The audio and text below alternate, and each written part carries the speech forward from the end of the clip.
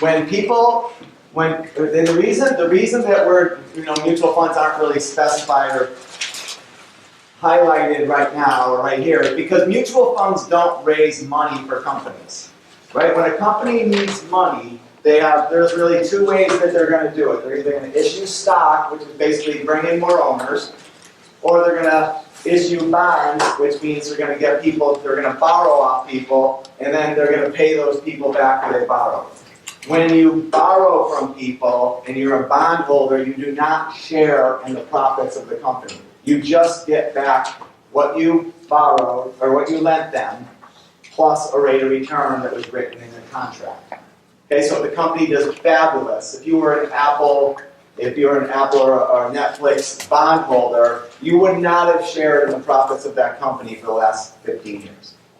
Right? You would have made like 4 or 5% on your money, as opposed to if you own their stock, you could earn probably, on average 15 to 20% of your money.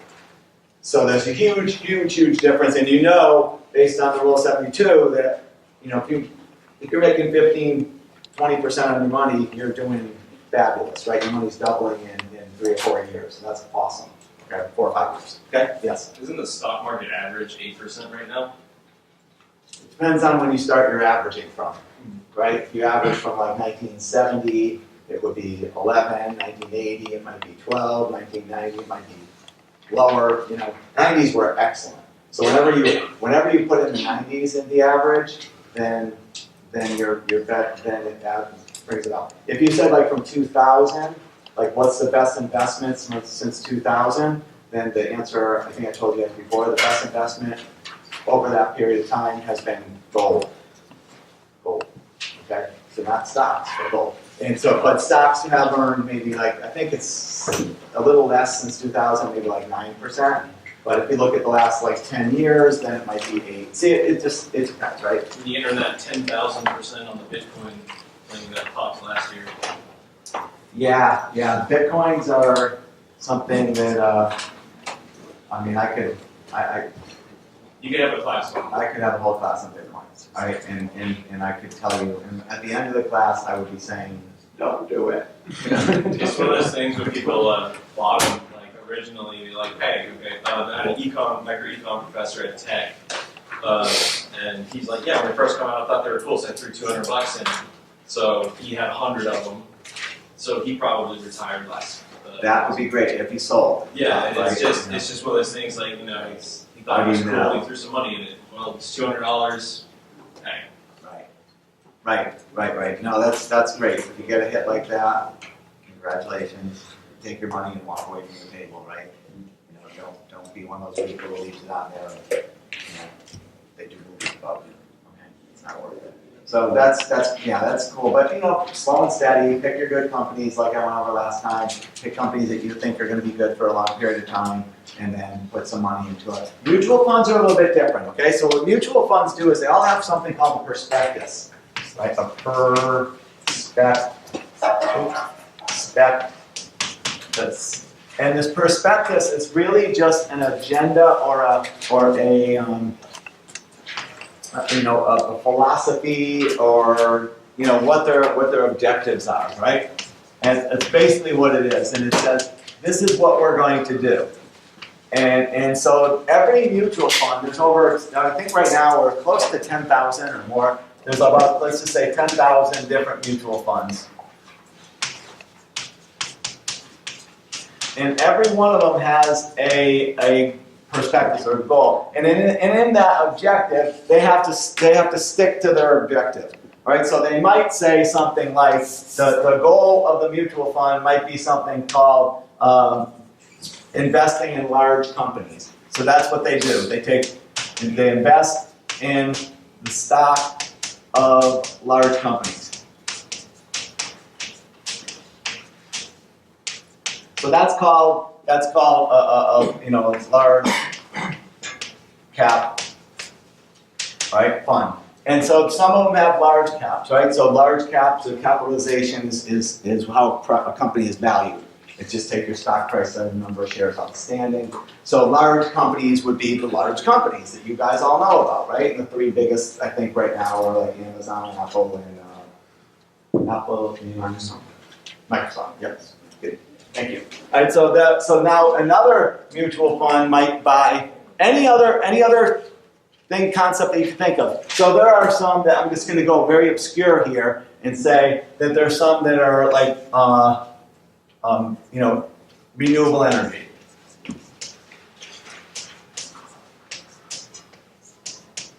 So the mutual fund might just buy companies that are producing renewable energy. And what happens is you're a stockholder, and let's just say you don't have enough money to really or to buy a lot of Apple shares or Amazon shares or Exxon shares or Microsoft shares. So what you do is you buy a mutual fund, and the mutual fund buys a little bit of everything for you. So it allows you to diversify, which means to not put all your eggs into one basket. So these mutual funds most people buy mutual funds. In fact, if you have a 401k, you can't buy stock with a 401k. You have to buy mutual funds because stock are more risky. So 401ks make you buy, or you have to buy these mutual funds. And with those mutual funds, they even specify, the government even limits the type of mutual fund you can buy. So they won't let you buy risky things. Okay, so by definition, it kind of means that those larger companies are always the safer companies are always going to have a little bit more money coming in because the government kind of forces retirement money into that. Yes? Is the reason that they like limit the companies because they try and pick the funds that are like counter-cyclical? So like when one part of the portfolio is doing well, the other one's yeah, that's the point of diversification, is that you want, not all companies are going to do great at the same time, not all of them are going to do bad at times. If you own a bunch of all of them, then it'll level out. Right? But the reason why the government doesn't let people buy risky things is because it's your retirement money. And there's something called a fiduciary responsibility that all investment advisors have, and it means that they have to be looking out for your investment interests, not their own. So if I'm out there, I'm thinking, let's roll the dice and let's go big or go home, right? And with your money, right, and not mine. Then that's not fair to you, the customer. So I have to be very cautious because this is your future, this is your retirement. So mutual funds are a collection of stocks, a collection of different companies. It could even be bond mutual funds. So they have ones that invest in short-term bonds. They have long-term bonds, they have junk bonds, there's all different types of bonds, but they could just buy short-term bonds, and they buy all the short-term bonds you can think of, right? The U.S. Treasury bills, commercial paper, all that stuff. Why are junk bonds? Why would we want to buy junk bonds? Because they have a great rate of return. And junk bonds are low default or high default risk bonds. So it would be a company that, like JCPenney would be, if they issued, who would lend money to JCPenney right now? I mean, what would it take for you to lend them money? Probably them. Yeah. investment average. Yeah, they'd have to be saying, they'd have to say, in order for you to give, you'd have to say, I want at least, double or triple what the average person is getting, right? So let's say I want 15% rate of return, okay? And the reason that they have to pay so much is because their company is getting ready to go, fall apart. But what if they actually make it? They made it a lot longer than I thought they would. Right? What if they make it? And then you're making, and you invested in them. They're paying you back still. And so you can get a really good rate of return on some of these companies. And people like that. It's take a little bit more risk, but you get a little bit more reward. Yeah. Did they do any for Toys R Us? Because I know they had closed like 400 stores and that'd be another one. Yeah, that'd be another one whose value would, even if they're able to borrow at this point, I'm not sure they would be, but if they did, it would be probably, their ratings would be really low, like CCC. Yeah. It's really, risky to do that from an investor standpoint, but you figure if you buy a bunch of them, maybe a couple of those companies will make it, and a couple will fall out, and you might end up doing okay anyway. But again, it's risky. There's easier ways to make money than buy junk bonds. Okay? But junk bonds are just low-grade investment vehicles. Okay. All right. So that's Stocks and bonds, I think, like I said, what I'm asking out of you guys is pretty much what I put on that paper here on on the homework. With the mutual funds, and I'm not gonna ask much. I just want you guys to know what they are, just so that if you ever hear the word or the term mutual funds, you at least have an idea what it is. It's not a big, I'm not gonna make one up and have you test on it, right? Another thing right now is something called ETFs are very, very popular. ETFs, and they're called exchange traded funds. And you might hear, again, just giving you this information because you might hear these terms, and I want you to know what they mean, right? An exchange traded fund is like a mutual fund, but it trades like a stock. Okay, so it's same thing. It has like they're run by computers, not by people. They're run by algorithms, not by people. Okay, so if you had a mutual fund and it was a large cap mutual fund, you would have a manager of that mutual fund, and that manager is going to go in and out of stocks trying to find the best rate of return for you because they get paid a percentage of what you make. With an ETF, there's not any of that. It's a computer running the show, and so a lot of people like these because they have a lot lower fees, and then you don't have to trust humans who make mistakes. Okay? Is this some kind of spiders? Spiders is an ETF, yeah. Spiders would be the S&P 500 ETF. Yeah. Yep. So anyway, if you have any questions about this, and you really want to know something, just come and ask me at my office. Okay? I'll help you. Please do that before you make mistakes. Not that I'm going to be able to stop all your mistakes, but when it comes to this stuff, I can at least help you to make the right decision. And I'm not looking for new customers, so don't think you come to my office and be like trying to sell you something. That's the last thing I want to do. Okay? I would like to, and that goes for when you graduate for here too. All right? I would never want you to make a mistake. If you have some question or there's something that comes across your plate and somebody says, here's the deal of a lifetime, honestly, contact me and I'll just say, I don't think it's a good deal, or I think that's a great idea. I think, be cautious, but do this or that, and I can help you out, okay? So just know that you can ask for help, all right? And the hardest thing in the field is finding somebody you trust, okay? Because you're giving them all your money. At the first appointment, when a financial planner comes to your house, your first appointment, you're probably showing them insurance information, tax information, wage information, all your investments, and giving them your social security number.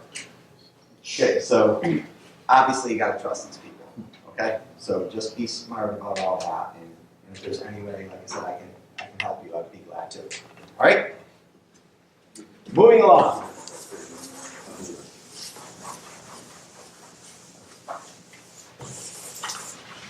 Okay. All right, so now the next thing in our chapter, for some reason, in chapter 8 of the book, and I know it's the first time I've mentioned the book all semester, but in chapter 8 of the book, they go over something called the loanable funds theory, and it's really, really important for us to do. But if you take, how many of you guys are going to go into finance?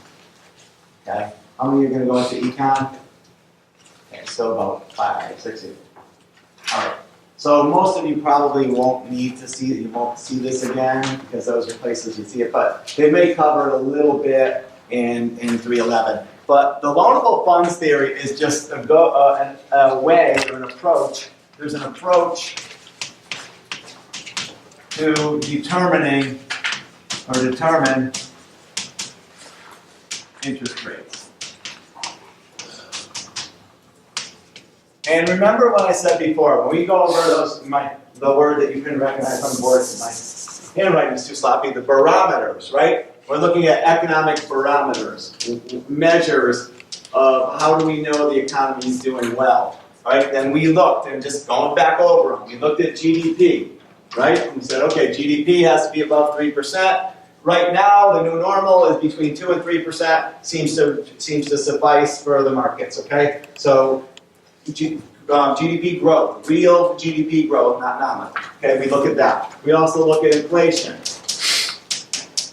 We say that inflation, we would like it to be between 2 and 3%.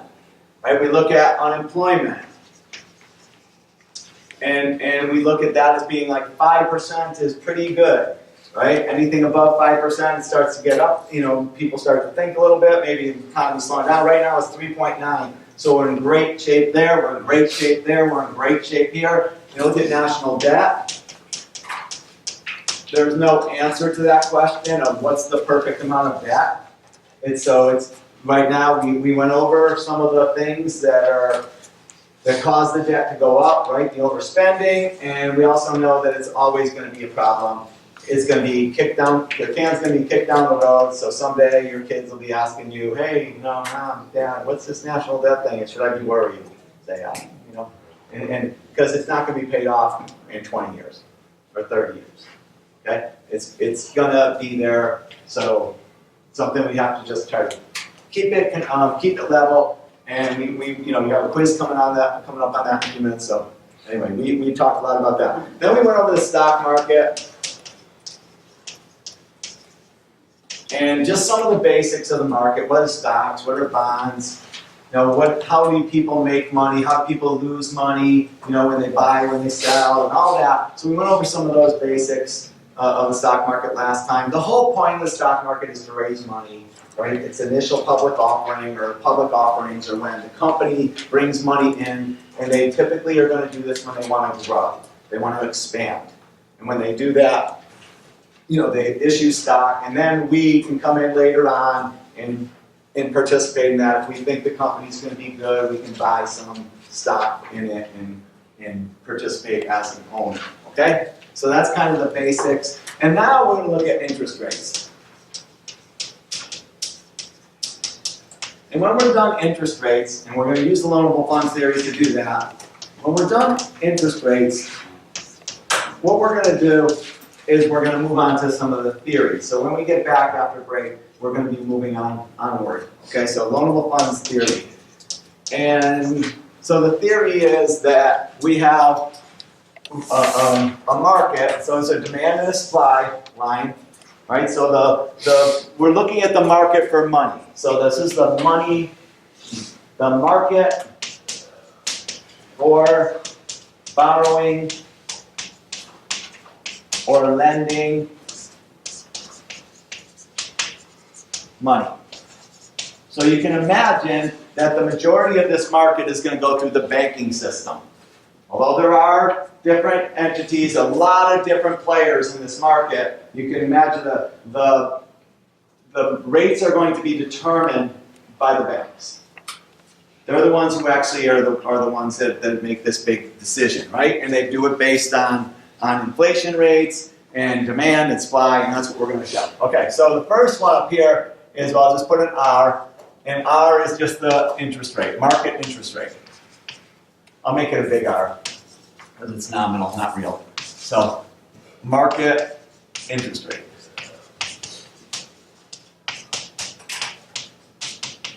So that would just be the interest rate that you see that's observed out in the economy.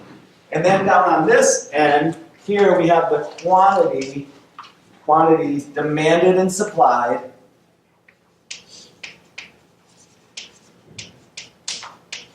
of loanable funds. Loanable funds. So think about it as when the bank has money, the money they have are loanable funds. Their money that's there, then they're ready to loan those out.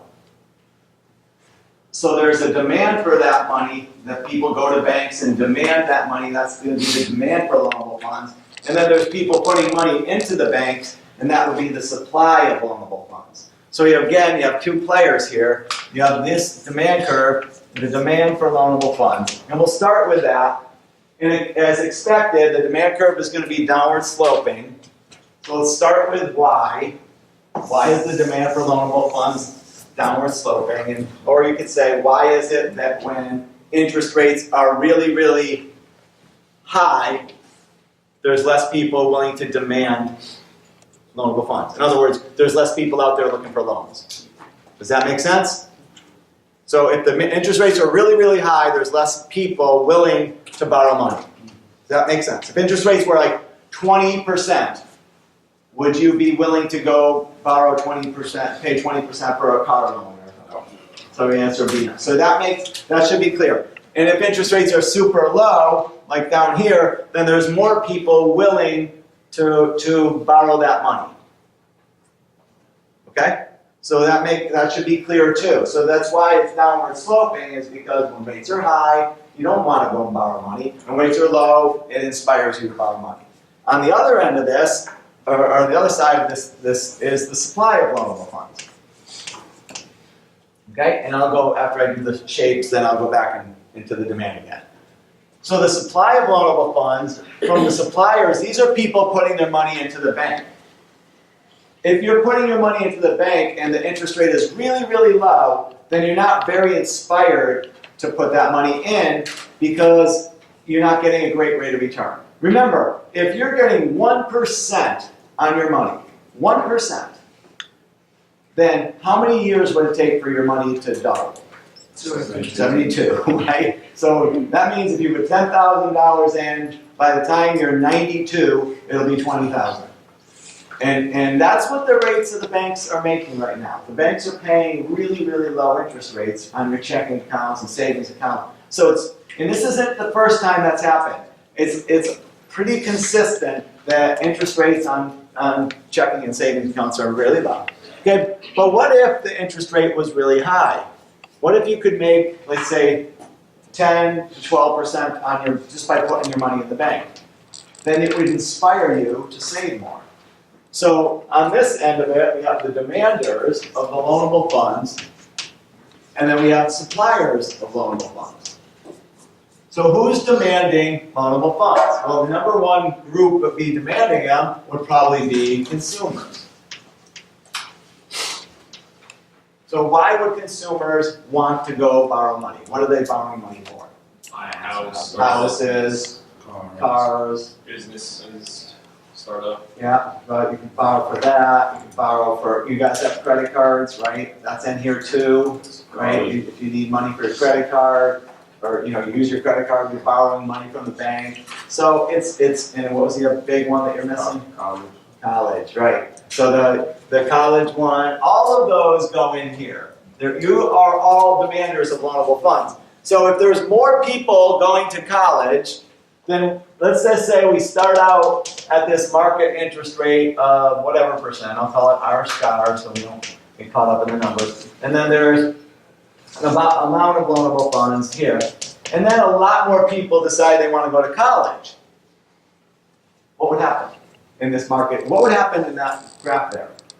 The demand will go up. Excellent. The demand for loanable funds would go up. And what would happen to interest rates? If the demand curve goes up, that means it shifts to the right. So what would happen to interest rates? They would go up. So if everybody starts saying, I want to borrow money to go to college, then that's going to cause interest rates to go up. Okay. Right. Something like, okay, this is a little bit different, but what if the state increased that lottery money so that everybody had the life scholarship? Instead of it being $5,000 per year, what if it went up to $10,000 per year? What would happen in that market there? Like for South Carolina, right, life scholarship, you get $5,000. $7,500%. Yeah, that's awesome too. Yep. So, and what if that went up to $10,000? What would happen in that market and why? It would go up. It would be more competitive. Assuming we want to. Okay.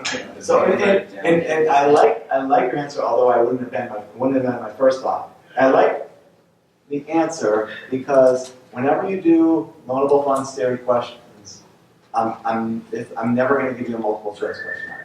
It's always going to be open-ended because they see things differently. See, my first thought would have been, you don't need as much money. So you're not going to borrow as much money, so the demand for loanable funds would go down. Your first thought was it's going to inspire more people to go to college, and it's going to cause the demand to go up. So and they both make sense. All right, so who's right, who's wrong? I'll give you credit for that. I would give you 100% credit if you said it like that. Even though I wouldn't be my first thought, it doesn't mean it's not right. Okay, so that's the cool thing about these. If you can explain them, then it makes it a little bit easier. Okay, so consumers are one. Businesses borrow money for investment purposes. Businesses invest money for a wide variety of projects. Okay, if they want to expand, they invest money. If they're going to buy new equipment, they invest money. They're going to go to the bank, they have to borrow money for that. Okay, so the businesses part of it is going to be, actually on the smaller end of this. The biggest one is consumers, businesses, and the third one is the government. And remember, this is going to be the federal government. We'll look at the federal government. Although it could be state and locals, we'll just look at the federal. Okay? So the federal government, when they borrow money, remember, when they borrow money, it's called treasury notes, treasury bills, treasury bonds. Remember that? They're called U.S. Treasury securities. Whenever they borrow money, they become demanders of loanable funds. So if the government is out there and they're borrowing and borrowing and borrowing, what's going to happen in the market for loanable funds? What's going to shift in the market? Demand or supply? Demand. Okay, it's going to go up or down? Up, because now we have a ginormous borrower. Somebody who's going in and saying, I want to borrow $1 trillion. That's what they're doing, right? When they have a national debt of $1 trillion, they're entering into this market. So we would expect when the government overspends or they're borrowing more money, we would expect that the demand for loanable funds would shift to the right, and that would cause the interest rate to go up. Does that make sense? Yes or no? Okay, because I'm going to put this one on the test too. Just a simple model here. I'm not going to go into great detail, but you'll have questions like this. Is everybody cool with that? So all I'm doing right now is I'm going over the demand. Right? And there are also foreigners too.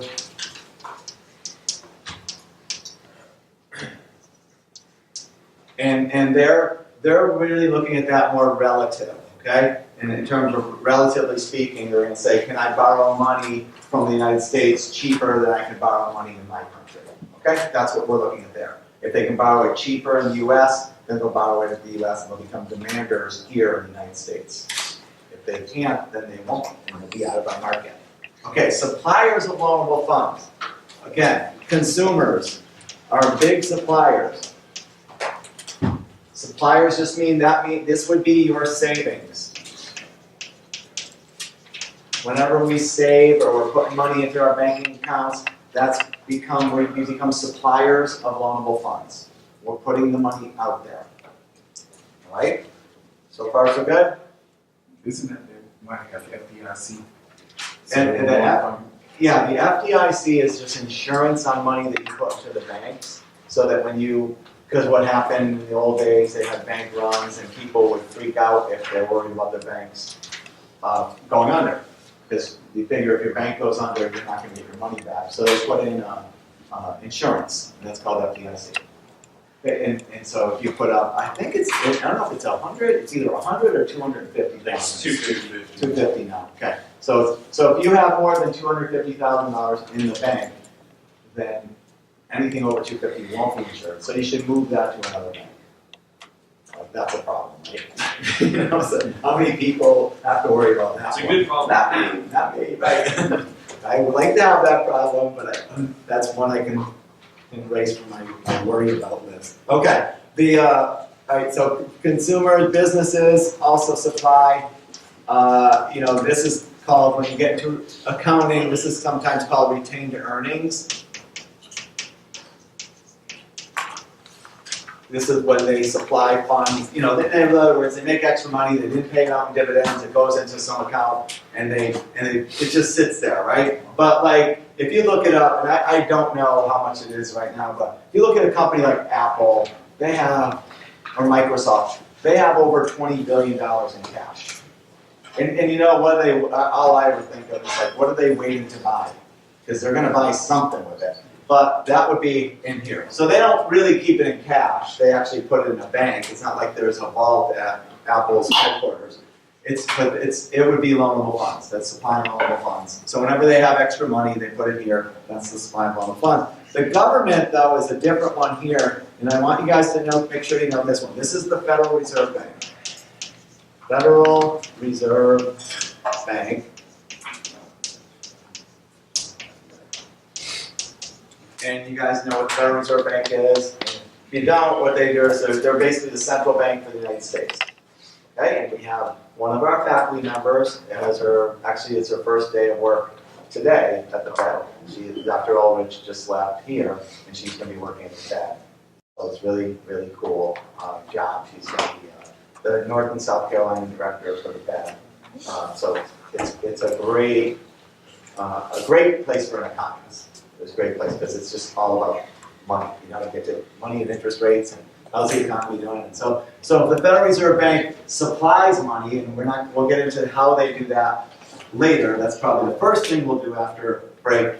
But if they supply money, in other words, they put money into the economy, then that would be an increase in the money supply, would be an increase in supply of loanable funds. So if they increase the money supply, then that would push the supply curve to the right, and it would actually decrease interest rates. Okay? So if they increase the money supply, it increases the supply of loanable funds, then the interest rates will decrease. That's the whole goal of the Federal Reserve Bank, is to monitor those interest rates, okay? And make sure there's enough money in the economy, not too hot, not too cold, but just enough to make sure that people can do what they want to do without slowing things down, without, high enough so the market doesn't slow down, low enough so you can stimulate growth. Okay, so that's businesses, consumers, government. Okay, so what's the typical question? Oh, and again, foreigners, let me throw that in, because this one is actually very important right now. Foreigners would put money in the United States if they couldn't make as much money in their home country. Money is mobile, and you want to put it in a place where it's going to get the greatest rate of return. So in this case, if you're earning 0% on your money in Europe, but you can make 2.5% on your money in the United States, then you move the money to the United States, so that's an increase in the loanable funds.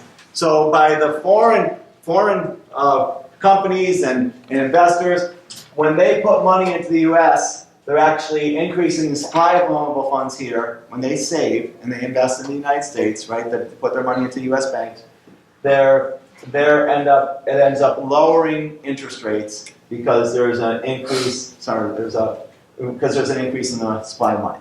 Okay, so that's also very important right now. Okay, because that's happening right now. Okay, so we good? And again, when I teach money in banking, I spend like 2 classes on this. All right, I'm just trying to give you like a little bit of an intro, just so that you know that interest rates are determined, just like the price of any other good, by the demand and supply for that good. In this case, the good is money, and the price of money is the interest rate. So interest rates are determined by who's demanding, who's supplying. And right now, we'd say there's a pretty good demand for money, but there's a lot of savings too, so interest rates have been fairly stable because there's nothing that's really pushing us one way or the other. Interest rates have been fairly stable for a few years because there's money going in and there's money being taken out. Right? And just remember that whenever you save and even investing in things, like whenever you're savings and investing in like CDs and things like that, certificates of deposit and things like that, that's pumping money into the banking system. Right? And that's good because it keeps rates down. And when people go, we all start borrowing money, that pushes rates up. Okay, so what are interest rates right now? Just also remember that interest rates are not going to be the same for everything that you're borrowing money for. The interest rate on a car is going to be different than it is on a house, and it's going to be different than it is on a credit card. But one thing that is consistent is that interest rates all move together. Foreign and domestic, they always move together. So when somebody can blindly say interest rates are going up, and then when they say that, let's say the Federal Reserve Bank increases interest rates, it's going to increase interest rates on mortgages, cars, prime rate for businesses, credit cards, it's all gonna go up. They all go together. All interest rates move together. Just remember that one too, okay? Right, so any questions about this theory? So the goal of it is to look at what are interest rates, what's causing interest rates to change.